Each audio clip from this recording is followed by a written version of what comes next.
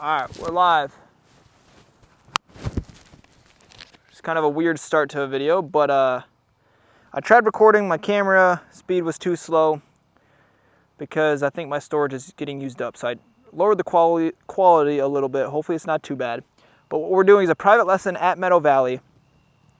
I'm doing a follow cam. So what I'm doing is following Devin. He's my private student here. And I'm following him around, kind of critiquing him as we go. So he makes little mistakes here and there. I'll kind of ride up to him, tell him what he's doing wrong so he can correct it in the exact moment. We'll keep circulating. You'll kind of watch this firsthand, and hopefully the video quality is good enough. So enjoy.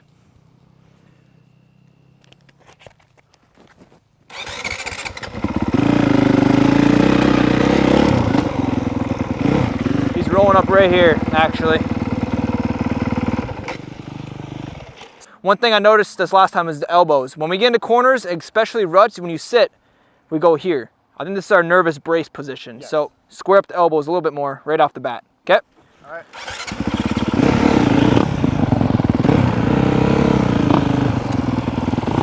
All right. We're gonna get rolling. Like I said, I've been trying to do this 3 times now and the camera keeps shutting off. So we're back at it again. Technically at the end of our session, but we are doing a little bit more riding together so we can try to get some more things dialed in. Devin has a good attack position right off the bat, as you can tell.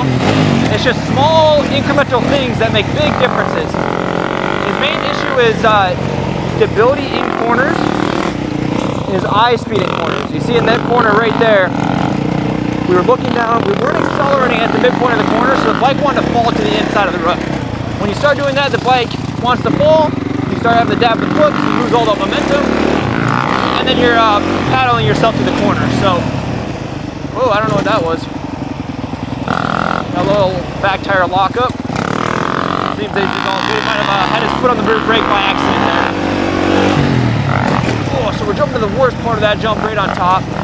He's doing a good job at bracing for impact. One thing Devin struggles with in the air is his head position. So he'll drive his head back, or he'll just kind of stiffen up with the upper body, which oftentimes lofts the front end high in the air and is hard to recover. So he's trying to get that figured out, and he's been working on that all day, and he's sort of figuring it out, which is awesome. These corners we got going here, he started dialing them in pretty well. He sessioned the corner for quite some time, and then that corner we're coming up to right now. So we'll be able to see if he can execute it how he was earlier. So here he goes. This is the corner we've been working on. Trying to get some consistency through it. Oh, not bad. He's figuring out the eye speed. He ended up riding on the edge of the rut, which is fine. But he's simply just kind of, when I'm behind him, I think he feels rushed a little bit.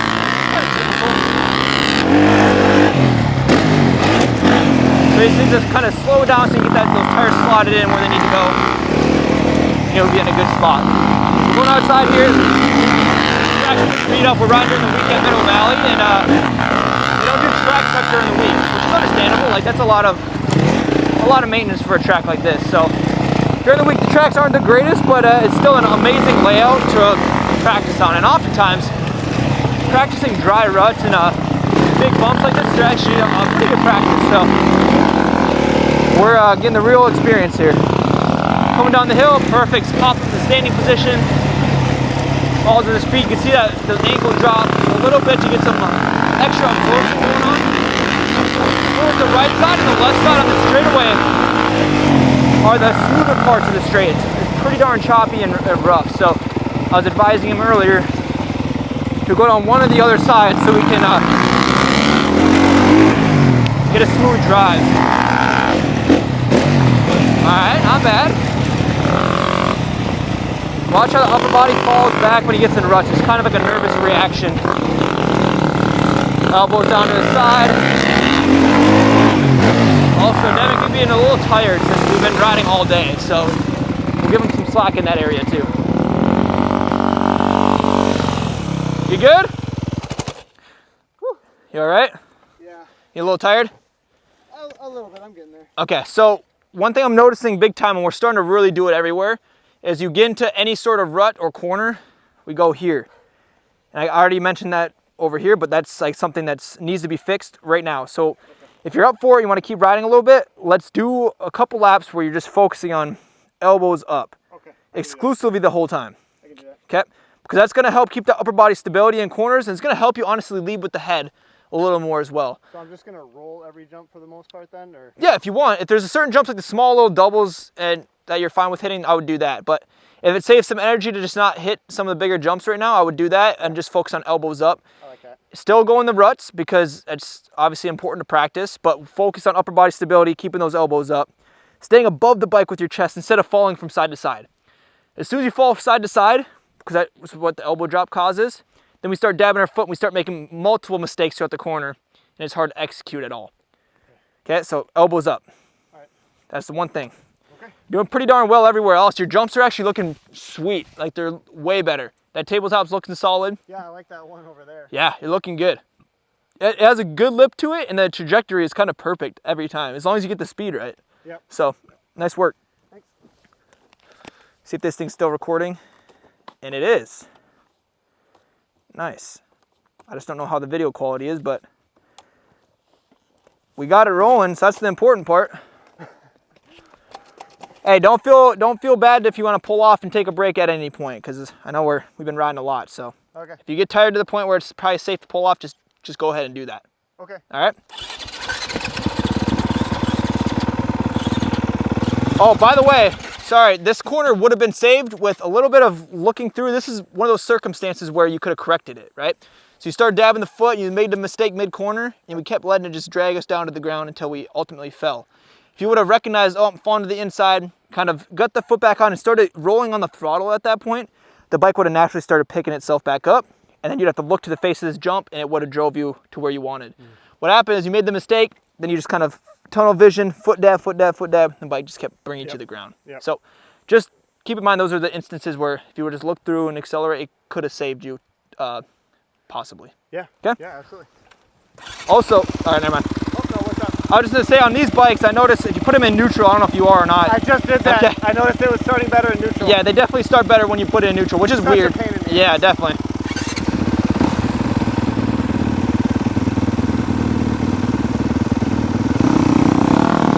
All right, we're rolling again. It becomes a lot when you're riding all day. It starts to create some brain fogginess. So if we're getting to that point, I do want him to pull off just to be safe, because I've been there, I've done that, where you just keep riding because you want to, and you think you're better off just putting in the time. But sometimes you're quite literally safe, better safe than sorry, because oh, eyes through. So honestly, a lot of people don't understand, but your eye speed is a huge factor to. Whoa. Yeah, that's the tough part about these ones that have the drop off. It's so dramatic where you drop off the backside.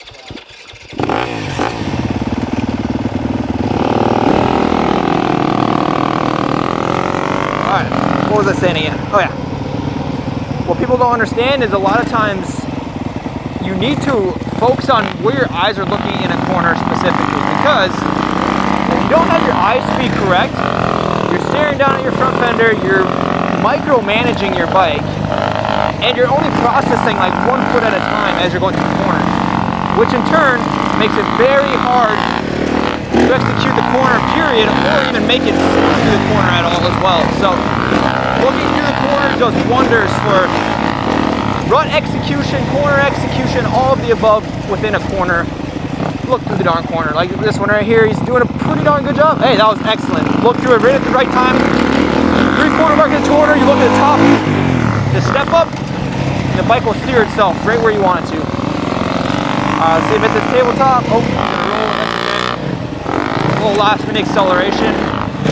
That's another thing, you don't want to decide to do stuff last minute. You got to plan ahead, and if you have an intuition of not doing something, make sure you kind of back out early enough. Back out early enough so you can eliminate any sort of mistake that will cause. Right there, we got a little arm lockout.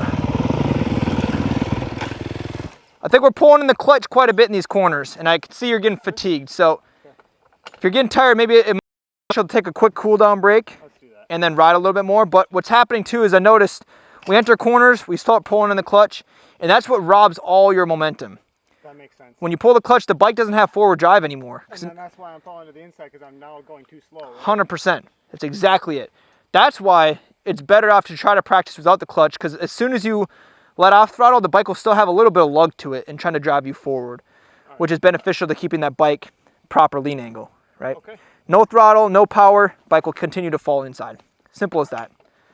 Okay, so let's go back, maybe finish out this lap and then go take a break. Okay. Okay?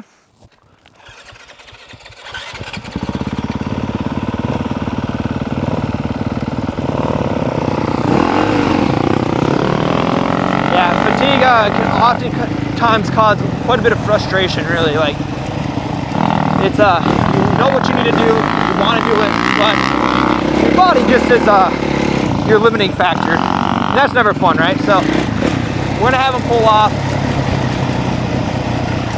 just to get these jitters out, and then hopefully we can regroup and come back out. It's actually so loosen the crap out of me. When you melt it down the smooth part of the track, you can really open up the bike, which is fun. Going inside right here, eyes up, eyes up. Not bad, but we started leaning with the upper body. I don't know if you can see my body on the bike, but started leaning sideways off the bike. Look at where my bike is staying. It's staying straight up and down. So if you're trying to get the bike lean, you need to stay on top of the bike and then pivot the bike underneath you with your hips instead of trying to compensate with your upper body. Hope that makes sense.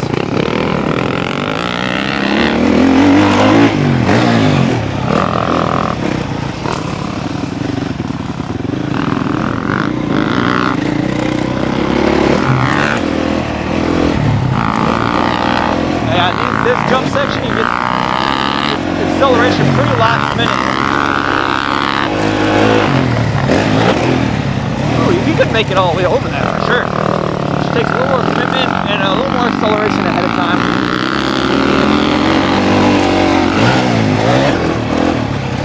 Go inside right here. Oh, he's gonna go to the deep one. That was sweet.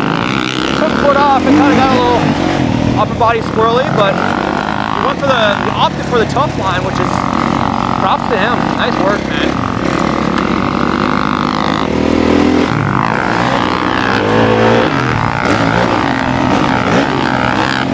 So we did a little bunny hop kind of action there. So he did mention he wanted to practice some preloading, and that's the opposite of what you want to do, is pull up on the bike to get that extra lift.